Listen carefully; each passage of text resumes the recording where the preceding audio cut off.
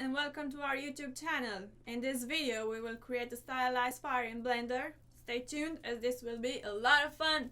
Also, if you like to download the scenes that we are using in this tutorial, please feel free to get them from the description below. As always, stay tuned for more content, and if you enjoy my video then please like and subscribe. Don't forget to push the bell icon to be notified when we will post new videos.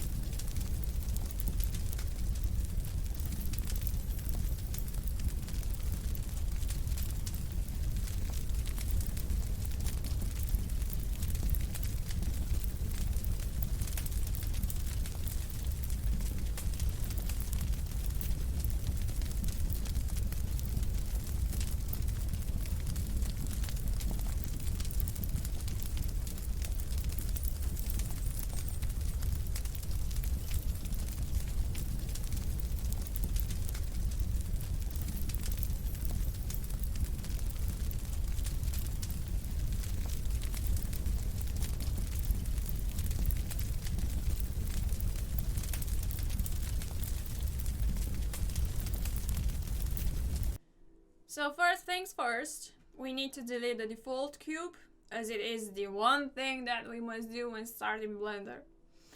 With that out of the way, I'm going to enable screencast keys so that you can see what buttons are being pressed.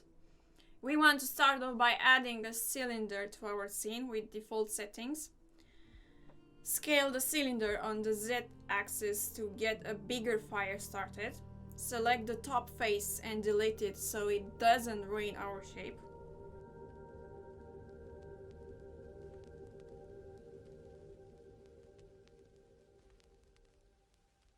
With that deleted, we can now activate Shade Smooth and scale the top inwards for a better fire shape.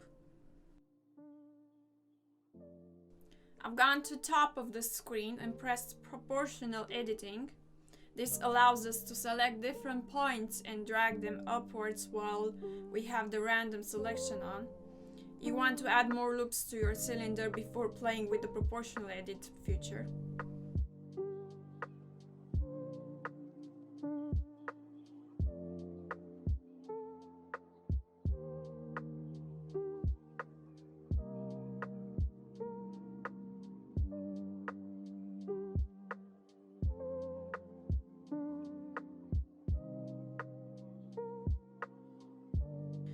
In our modifier stack, I've added a displace modifier followed by a subdivision modifier.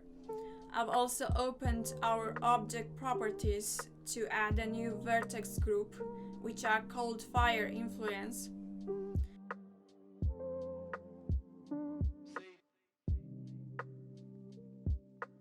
Switching over to weight paint and using a gradient, I start setting up my weight shape to only affect about 3/4 of my mesh.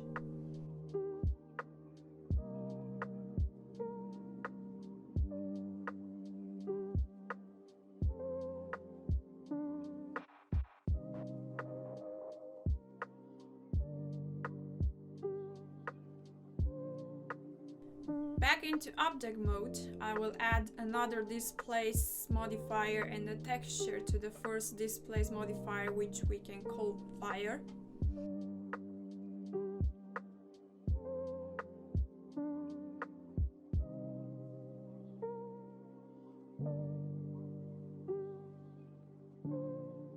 We also want to set our coordinates of this displace modifier to be affected by an object, and the vertex group of our displace modifier to be set to fire influence weight paint.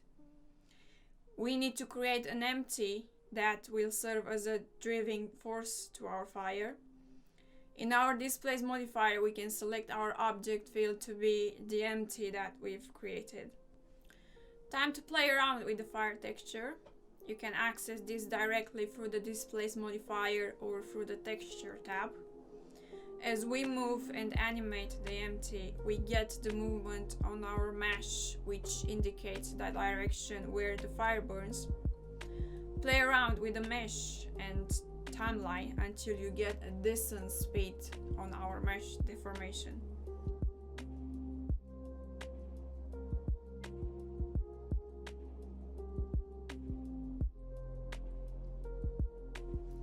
A very good texture is the cloud texture. It gives a nice displacement to our fire and makes it more believable. We have selected our keyframes on the timeline and changed them to interpolation by right-clicking and selecting interpolation mode and picking linear. This will cause the animation to happen at a constant speed. We have also added the same texture to our second displace modifier. We can select the same options as before, where we use the object and the fire influence.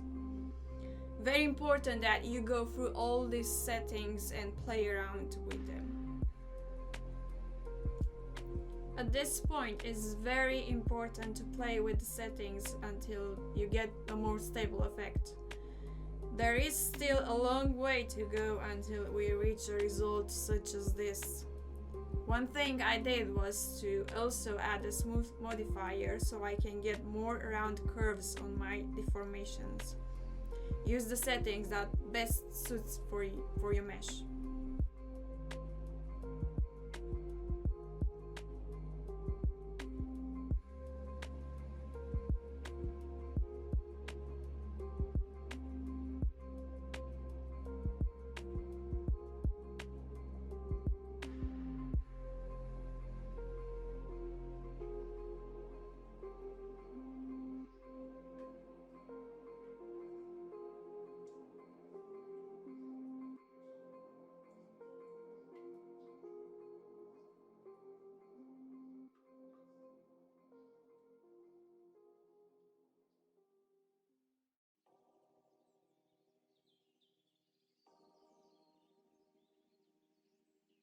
Once the mesh is completed, next step is to go into our shader editor. We create a new material in here, which you can name it flames.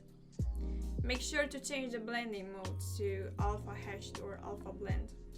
In our shader editor, we delete the principled material and start adding our own shaders.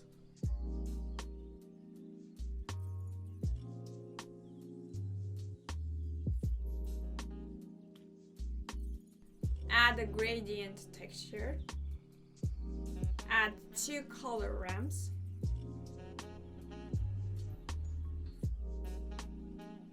then add a noise texture,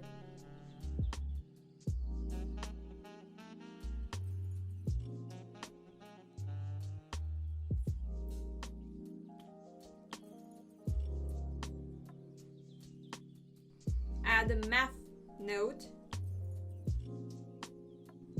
and a mix shader. We make connections between the gradient texture and the color ramp by using the FAC connector. The same thing to be done on the noise texture. The math node needs to become a less than equation that we plug in the mix shader. We multiply our mix shader and another color ramp.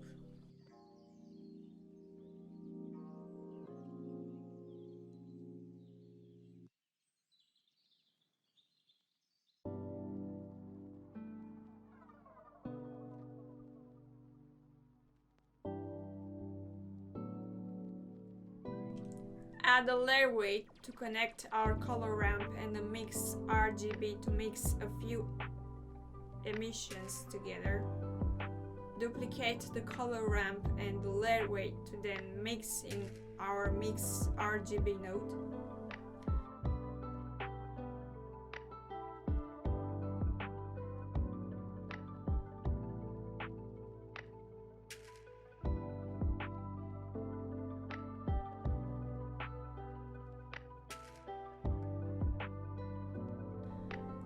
Add an emission shader and plug it in our mix shader. Now you can see the fire is starting to take a bit of shape. We got a transparent BSDF in our scene to make our fire transparent in certain areas. These are connections for both our mix shaders.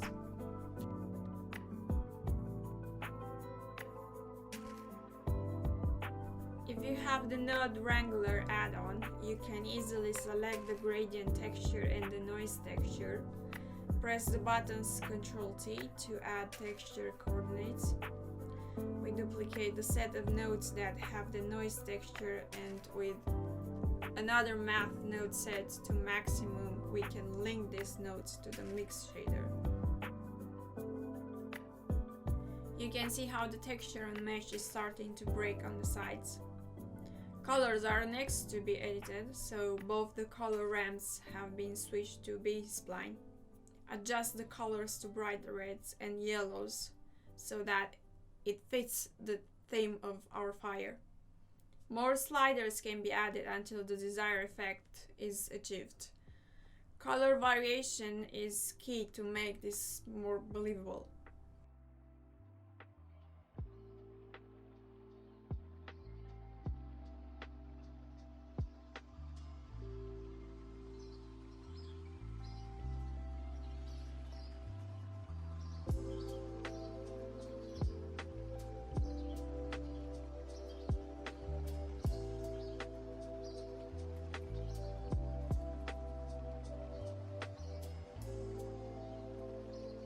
Layer weight can be adjusted so we get the thin line of bright color on our curves. The color ramps below affect the parts of the mesh where the texture will show. This is another part where a lot of settings can be changed to achieve a certain result.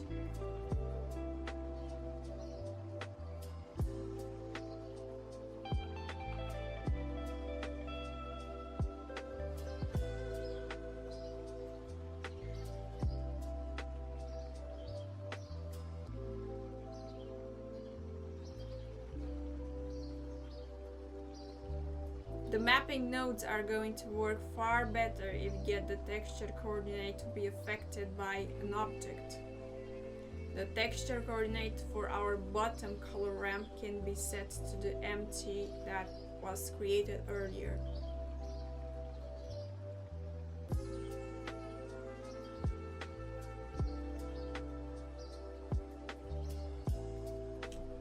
A new empty is needed to be created for controlling the flame movement on our mesh.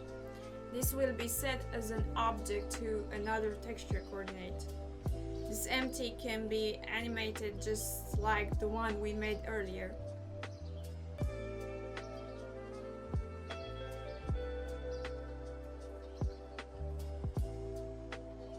Use texture coordinates to change where the texture will display on our cylinder so that it matches up nicely. Think of the texture as rotating in 3D space around our object, so the texture coordinates help you to choose where it will be seen. Play around with the displace modifiers to get more shapes on the fire. More options are available in the texture options.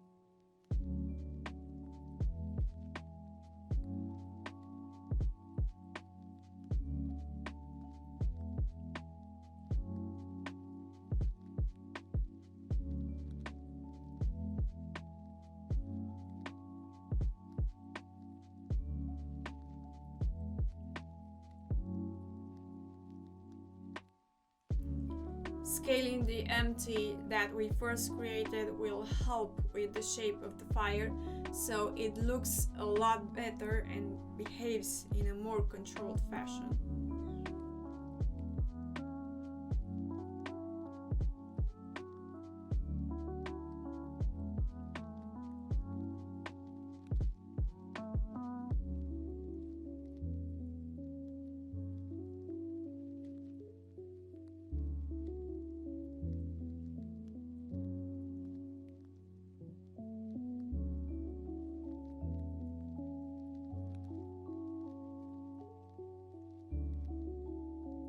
Very important to go into your render settings and activate the bloom option, which will make your emissions emit a lot of light and make your fire more real.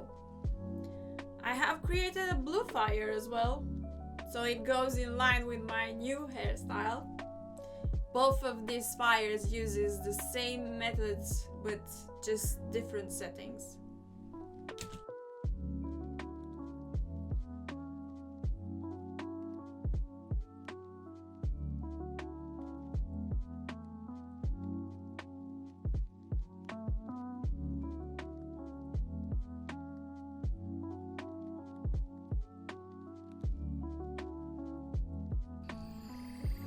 Thank you for watching. If you enjoyed the content, please remember to like and subscribe to our channel. This will help us upload more videos for you. See you in the next video.